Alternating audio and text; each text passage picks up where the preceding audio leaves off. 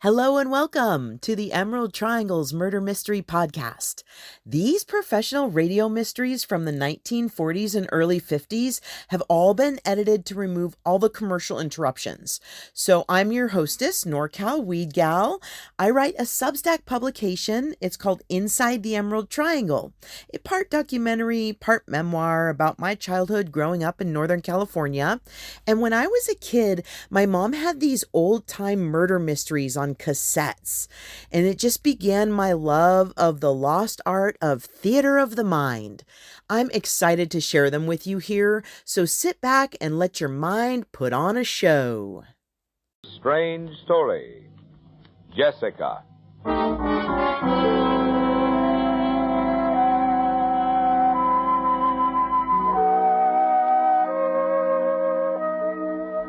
Jessica Monroe stared at the manuscript she held tightly in her hands. The manuscript that had suddenly shrouded her spacious office with ugly, threatening memories from the past. Until that moment, the reputation of no member of the Monroe family had ever been questioned, not openly. But there before her were vivid, venomous words to shock the sensibilities of any reader. To Jessica Monroe, the editor-publisher of Monroe House, these words produced a curious challenge.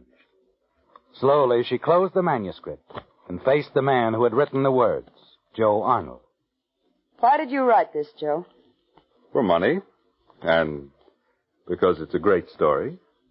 It'll sell 100,000 copies, if you'll publish it. Do you really expect me to publish it? A story written in poison and gall by an ingrate I was foolish enough to employ when no editor in town would let him inside their office? Maybe you made a mistake. You rifled the files of this office for what facts you have. And you've twisted them so that you've even made my parents look bad. Very bad.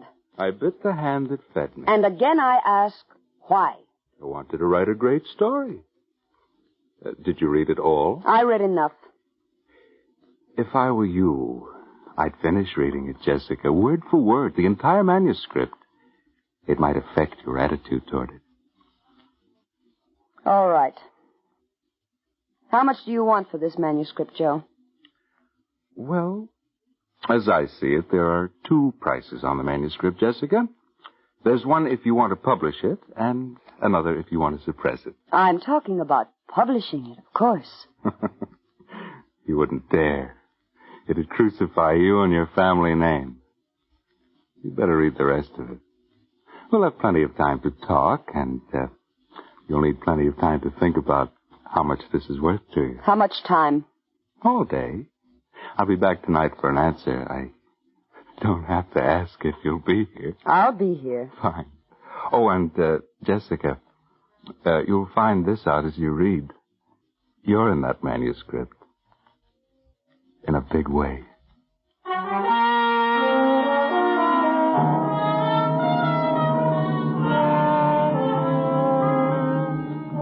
So that's it, Jessica. One of your employees, Joe Arnold, has written a novel of your family. And Joe has featured you in the Chronicle. You sit there stunned after Joe leaves. It isn't anger you feel, it's more terror, isn't it, Jessica? Joe seems to know a great deal more about you than you thought. Almost without knowing it, you pick up the manuscript again. Begin reading where you left off. Searching for further incidents from your past. You read on and on, unaware of time. Unaware, too, that you have another visitor. Must be a bestseller. Oh, Mark, I was reading. Oh, good for you. Always meant to learn myself. Mark, did you want something important? Does a sales manager ever want anything important? Oh, look, I'm not in much of a mood for games, Mark. Oh, I see you're not. I'm quick that way. Okay, we won't play games, boss lady. I'm sorry, Mark. I was... I know. You were reading. That's where I came in. Maybe you ought to buy it, Jessica. What do you mean? Just that if any manuscript can hold your interest this much, it must be worth the asking price. But then that's your business, Jessica, isn't it? Yes, Mark. I guess it is my business.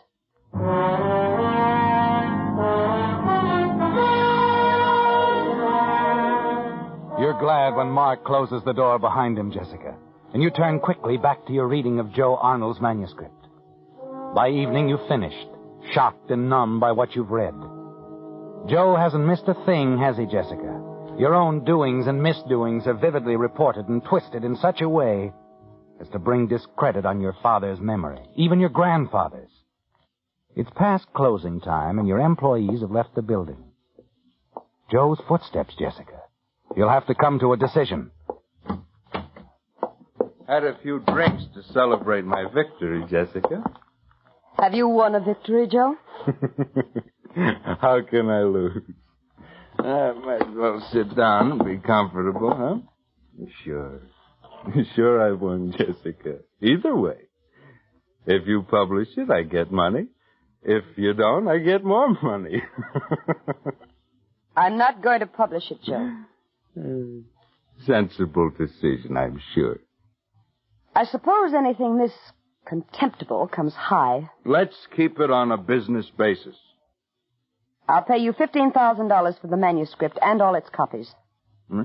Nice starting figure, 15,000. Say some more. All right. How much do you want?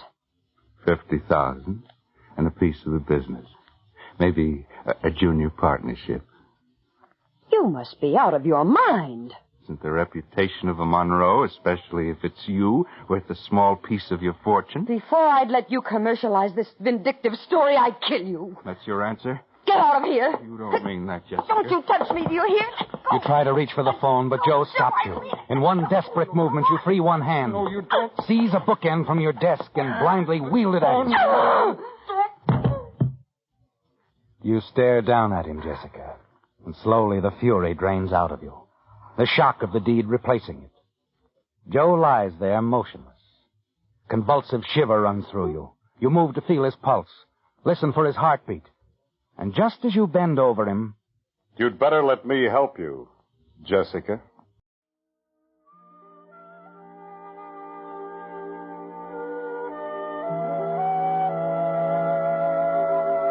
The whole thing seems like a nightmare, doesn't it, Jessica? Joe Arnold lies motionless on the floor of your office. And beside him, the heavy bookends you dropped after you hit him. On your desk is Joe's manuscript. Your dazed eyes move mechanically from Joe's still form to the bookend to the manuscript. And there, bending over Joe, is Mark Harris, your sales manager. You don't know how much Mark saw. You better let me help you, Jessica. Those are the only words he's uttered till now. He gets up, looks at you, his eyes expressionless. I'll handle it from here, Jessica. I didn't mean to, Mark. Now, take it easy, take it easy. Guess it's a good thing you hit him instead of using that gun of yours. How did you know I keep a gun? Saw it in your desk once. Sometimes I snoop. Now, look, you're in a lot of trouble, but I'm going to help you. The reason I'm going to help you, you'll find out later. But we're not going to the police with this. Yes, Mark. Now, listen to me. You'll go home now, just as if nothing had happened. Elliot, the night watchman, will let you out of the building. You'll walk a block to the cab stand. Get in one, go directly home. And say nothing to anyone, do you understand? Yes, Mark, I understand. You'll go to your room, go directly to bed. Relax, even if you have to take a fistful of sedatives. You'll think of nothing and do nothing. I'll do the thinking and the doing from here on in. But, Mark, I don't know what you're going to do. I don't either. I'm going to start figuring it out. I'll call you later or drop in after I've gotten rid of him. I'll leave now. Here?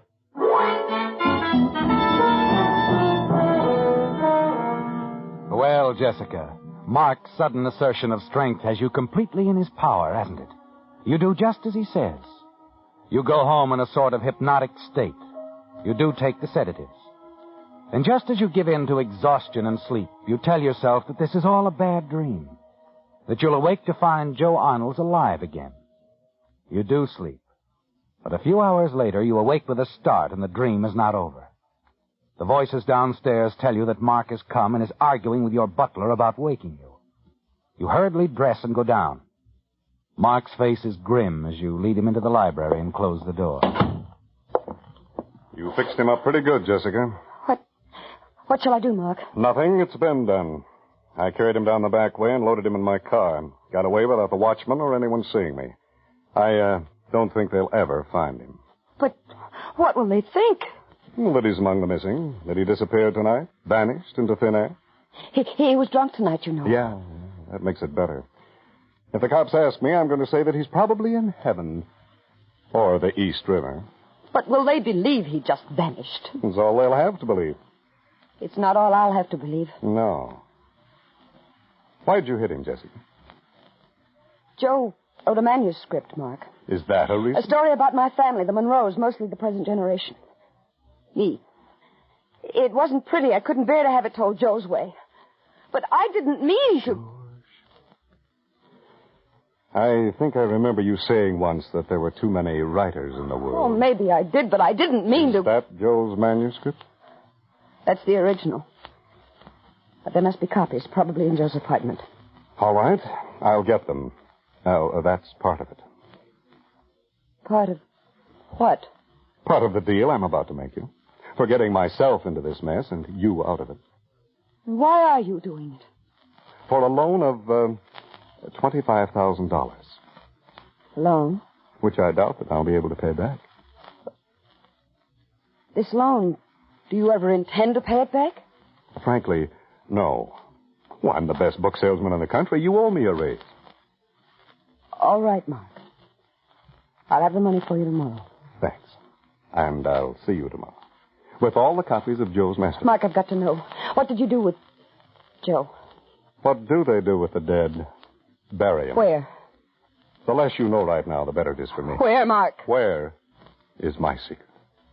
Good night, Jessica.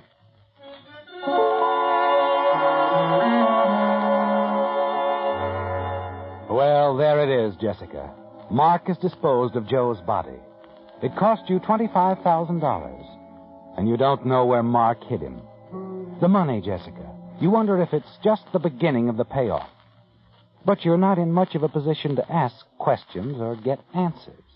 The next day and all that week, you sit by and watch Mark manipulate the business of Joe Arnold's disappearance. With the police, the Missing Persons Bureau, the office staff. Mark makes it very plausible that Joe went on a binge, disappeared.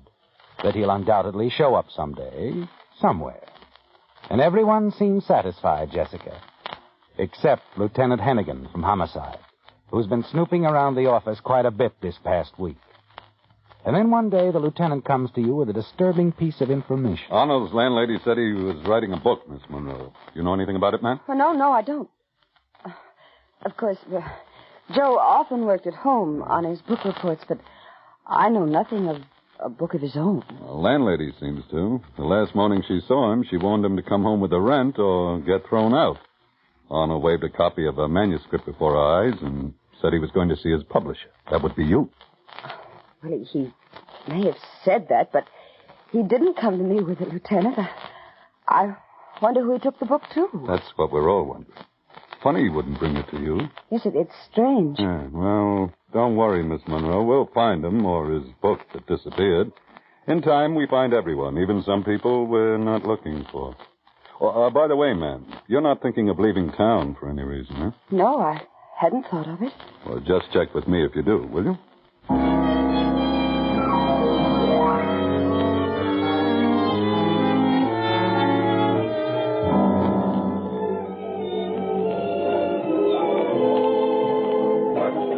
What's the matter, Jessica? Don't you like the music? I don't like the way that detective told me to stay in town. Oh, now forget it. That's what makes a cop, a suspicious mind. Mark, maybe I should tell Lieutenant Hennigan everything.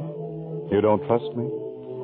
I gave you $25,000, didn't I? But you're still not sure of me, is that it? Well, it's hard to be, Mark. I know nothing about you. On the other hand, you know all about me. Will this help? I was born on a farm near Omaha. I suspected you were born once. And at 20, I got sick of corn and wheat, and I went to the coast. I picked oranges, and I fought in a war. And then? And then, I was a press agent for a circus, later a jazz band, and finally a movie queen. What was the movie queen like? Like nothing. A lampshade on her head and a Cadillac on each foot. You're a strange person, Mark. Still don't trust me? No. No more than myself. With a murder between us. There's only a table between us now, Jessica. How about let's get out of here? If you're thinking I've got something to say to you I don't want to say here, you're right. You can't read my mind tonight, Mark. I haven't got one.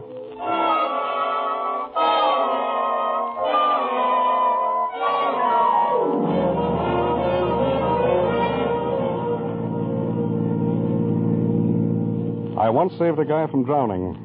I jumped into the lake after him and ruined my best and only suit. And when I got him to the shore and revived him, what do you think he did? Oh, it's your story. He busted me in the mouth. He was committing suicide. Is there a moral to your story? Mm-hmm. I should have thought a long time about it before jumping in after him. Maybe you better think some more before you tell the cops what happened to Joe.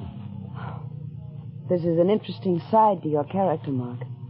And now that we're alone, here's another side to it. I'm in love with you. What? I don't mind repeating if it's really necessary. But Mark... I'm in love with you. When did this romance overwhelm you? The day I came to work for you, a year ago. If that's true, you've concealed it better than you think. Oh, yeah. Yeah, I concealed it all right. You had $1 million and I had 30 cents. I was standing on the earth looking at Venus. We were just about the same distance apart. And now you feel you can tell me why? Because you know what I've done? No. Because now I have $25,000. And I'm in a different financial bracket.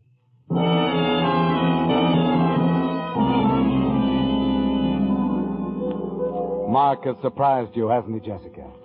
And when you arrive home that night, you're confused and somehow even more troubled. You wonder if you can trust Mark, or if his sudden admission of love for you is part of the payoff, too. Next day, you see Mark only once on business, and there's no mention of his love for you then. Late that night, you're at home trying to untangle your snarled thoughts. Suppose Mark does love you, Jessica. What does it mean? But your thoughts are abruptly interrupted. Yes? Lieutenant Hennigan, Miss Monroe. Oh, yes, Lieutenant. I thought you ought to know. We found what we were looking for. You found... What? Joe Arnold. Found him in the East River. Mark Harris must be something of a prophet. I see. When did you find him? A couple of days ago. We've been running some tests. We'll want you to come in the morning, Miss Monroe. There are some questions. Of course, Lieutenant. Make it 10 o'clock, will you? Oh, and Miss Monroe. Yes. I think you should know Mark Harris will be here, too.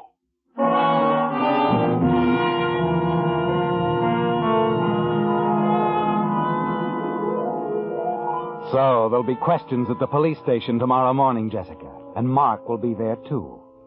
It's a tormenting thought, isn't it? What Mark might say to Lieutenant Hannigan tomorrow. Has the lieutenant talked to Mark? And if he has, what has Mark told him? You move to call Mark when... Yes, hello. This is Mark, Jessica. Has Hannigan talked to you? Yes, he just called. You'd better get over here, Jessica, quick. I've got something important to tell you.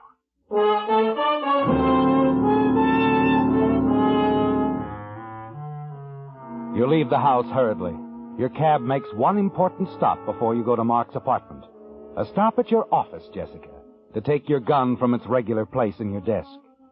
You're not certain you'll like what Mark has to say. Your gun is insurance against that possibility. When you arrive at Mark's apartment and he meets you at the door, you instantly notice that there's something different about him. The way he looks, his manner, the way he treats you. Mark has changed, Jessica. An unreal feeling sweeps over you as you take a chair opposite him. I've been afraid this time would come, Jessica. I thought about it a lot and dreaded it. You've thought about it. What have you decided to do? There's just one thing I can do. But before I tell you what it is, I want you to understand I am in love with you, Jessica. Go on. Well, when we see Lieutenant Hennigan in the morning, I'll have to tell him the truth, exactly what happened. Somehow I knew you'd say that. Well, it wasn't easy to say, it wasn't easy to decide, but I want you to know now that... The devil are you doing? You're not going to tell Hennigan or anyone the truth, Mark. You're not. Don't use that gun, you silly little fool. You don't know what I... You stare down at Mark, dead on the floor. No, Jessica. Mark won't tell the truth of Joe's killing to Lieutenant Hennigan or anyone, ever. The very thought that Mark's lips are forever sealed is comforting, isn't it, Jessica? A quiet confidence overtakes you. For the first time, you know exactly what to do and what to say. You go over to the phone and place a call to police headquarters, to Lieutenant Hennigan. Hennigan speaking. This is Jessica Monroe, Lieutenant. Oh, yes, Miss Monroe. You'd better come to Mark Harris's apartment immediately. He threatened me. There was a struggle. I shot him, Lieutenant, in self-defense. He's dead.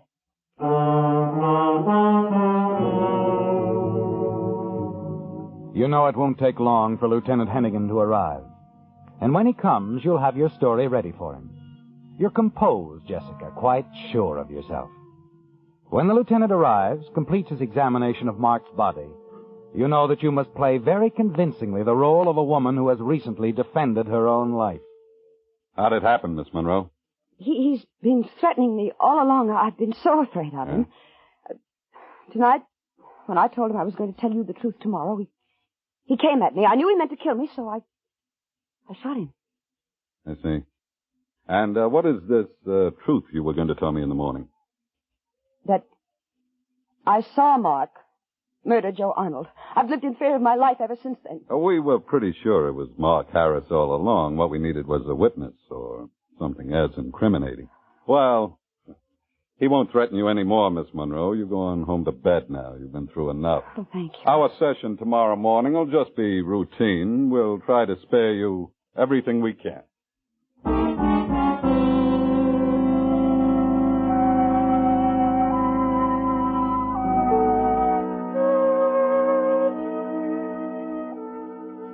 Well, Jessica, your ledger is balanced out nicely, hasn't it? Joe Arnold, the writer whose novel was a convenient means of blackmailing you, is dead. And his manuscript is destroyed, too. Mark Harris, the one man who could have betrayed your secret, is also dead. And Lieutenant Hennigan of Homicide seems convinced that your story of killing Mark in self-defense is true. The next morning, you make the trip to police headquarters for the routine investigation Lieutenant Hennigan promised you. It won't keep you long, Miss Monroe. Everything seems to piece out okay. This gun you shot Harris with, your gun? Yes, it's my gun. How long have you had it? Well, I've had it for some time. I never expected to use it. The gun's been in your personal possession? Yes, at all times. Okay. Now, tell me again exactly what did you see, Miss Monroe, the night Joe Arnold was killed? Well, I just happened in on them, Lieutenant, on Mark and Joe. Yeah. They were having a heated argument about something. I don't know what. They were struggling when I came into the room. I called to them, but they didn't hear me. And then Mark picked up a bookend and hit Joe. He fell. Dead. Then Mark saw me and threatened to kill me, too, if I came to the police. And that's all you saw, Mark hitting Joe with the bookend? That's all I saw, Lieutenant. Now, that's what's so confusing, but I think I see it all clearly now, Miss Monroe. Oh? Well, what do you mean? Joe Arnold was hit on the head, all right. But that isn't what killed him. But I saw... The thing that killed Joe Arnold was a .38 slug in the chest. Joe was shot? And he was shot, all right. Mark. He was trying to tell me that... Mark Harris was also killed with a .38 slug in the chest.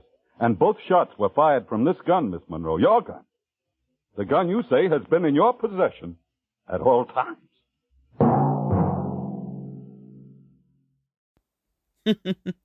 I hope you liked that as much as I did.